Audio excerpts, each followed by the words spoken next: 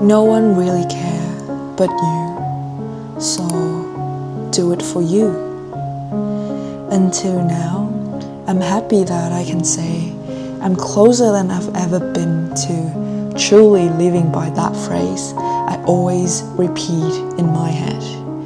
Of course, it's never always been easy to do what you say to yourself you want to. I'm still in my learning process to fully live for myself. Compared to my younger self, I'm proud that I've seen a huge progress in me. I'm not that timid girl who shied away from everything anymore.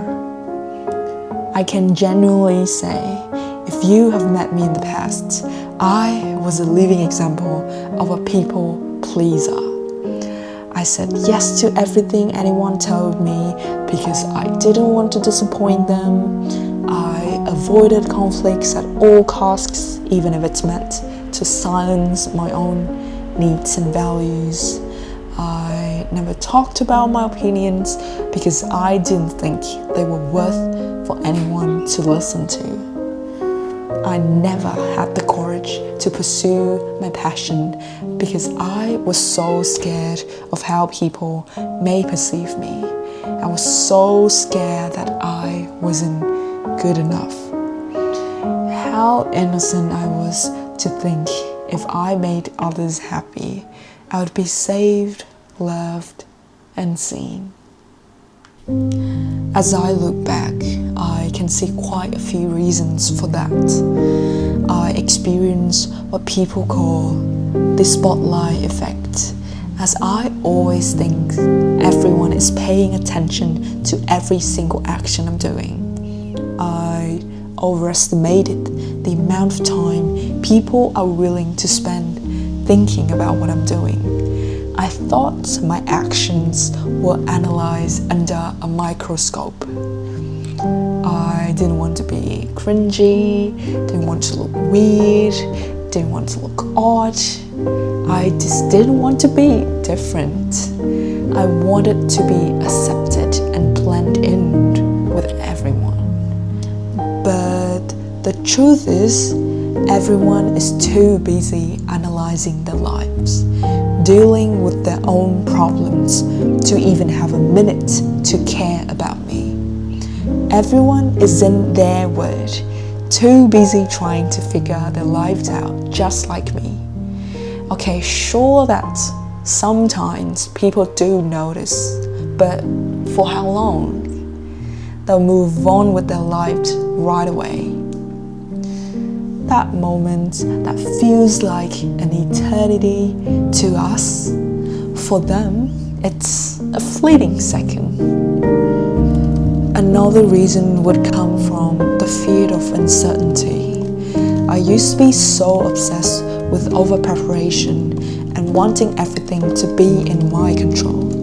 Everything had to be so certain for me to make a move. I didn't want to get out of my comfort zone because I was so afraid of failure that I missed the chance to even try. Whenever our bodies detect discomfort, they urge us to get back to our little shells and bubbles. I wasn't aware of that instinct, so I ended up pulling myself back to the cave. And here comes the core of the problem: lack of faith in oneself. As I look back and reflect, even the spotlight effect and the fear of uncertainty are only the small sections under the big umbrella of confidence lacking. I used to think of confidence as being the outgoing, loud, and talkative person, those admirable people who could strike up conversations with anyone naturally, those people who are always the center of attention and radiates positivity to others. That's why I always felt insecure about who I was. But as life goes on, my notion of confidence has shifted tremendously. It's all about how much you trust yourself. Confidence is trying to not break promise with yourself and do what you say you want to do. And the more you believe in yourself, the more confident you become. No happiness can beat the joy of living a life for yourself. I've started to enjoy the process as a whole rather than just purely focusing on the final destination. I've started to find joy in everything I've done, even if it's the simplest thing ever, like taking photos and recording videos to capture the vibrant vibe of Melbourne City like a tourist, spending hours on storyboard making and editing to post on YouTube, immersing myself into that workflow and creative moments to fulfill me rather than letting numbers define my worth. The art of doing it for yourself is beautiful for its impactful healing power on our inner child. We get to live a life our younger self would never imagine they could live in. If I were to meet my younger self, tell her that I could do shooting by myself in public for my personal projects, attending to networking events to talk to others, and proactively coming up to new people to make friends in the first few weeks of uni. The past me would never believe in those words because they are what she had always dreamed of doing but never got the courage to do so. It's free will. So how to do it for yourself then? Everything comes back to the very core part you have to shift, your mindset. So what's the first step?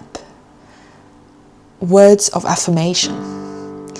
It may sound as cliche as it is, but I even put words of affirmation into my daily habit tracker, just reflecting how significant it has changed my view about everything.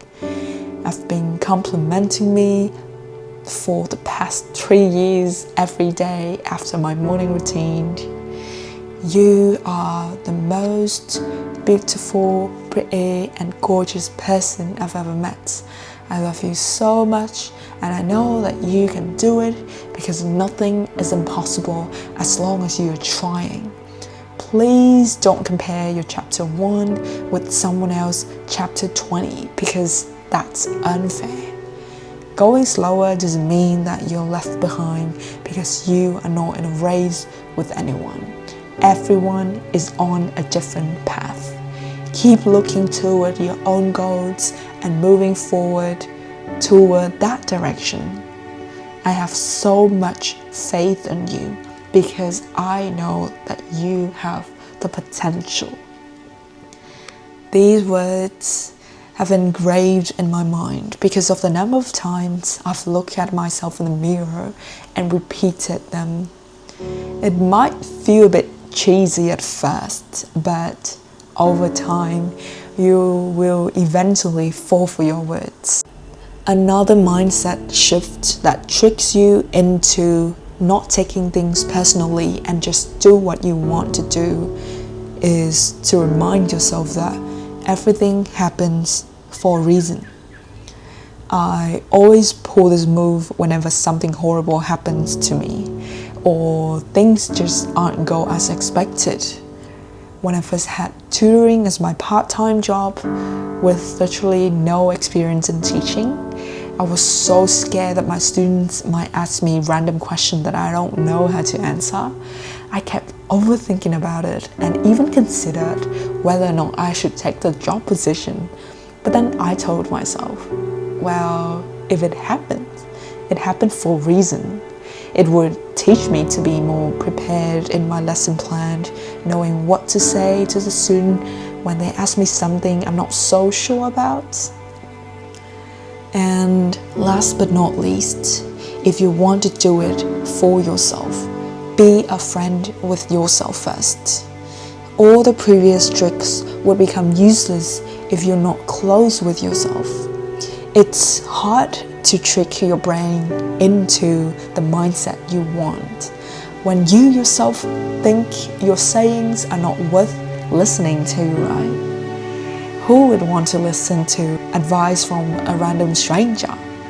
For me, one way to become your friend is to embrace solitude. This feels like a never-ending journey in trying our best to live a life for us. It's hard, I feel you, because I haven't reached the end yet either. But again, I believe that the way out to reach that freedom, to do whatever you dream of doing, starts from your mindset. Tricking your brain into believing in yourself, staying positive, being your friend, and looking at things in a bigger picture. Nothing is impossible, so go for it.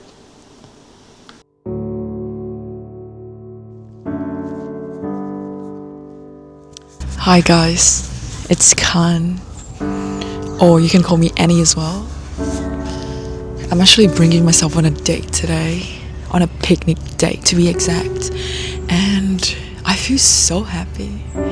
I genuinely feel so happy because I've been dreaming of doing this for quite a long time.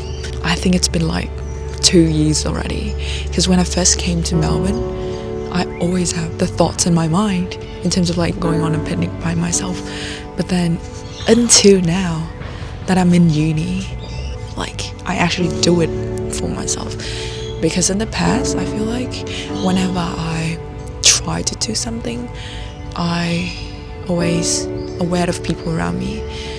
I was so scared of how people might perceive me, how people thought of me, like was I being weird, was I being, just odd. But then I just realized that it's actually doesn't really matter, like no one cares. Honestly, this is such a good decision, just to coming here and enjoying myself. I feel so happy right now. Like, I don't even know how to describe it, but it's such a good day to go outside and just enjoy my life, I guess.